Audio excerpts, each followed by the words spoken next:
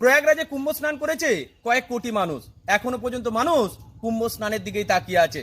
তবে এদের মধ্যে বেশ কিছু মানুষ আছে যারা সেই প্রথম থেকে চেষ্টা করার পরেও এখনো কুম্ভ স্নান করে উঠতে পারেনি।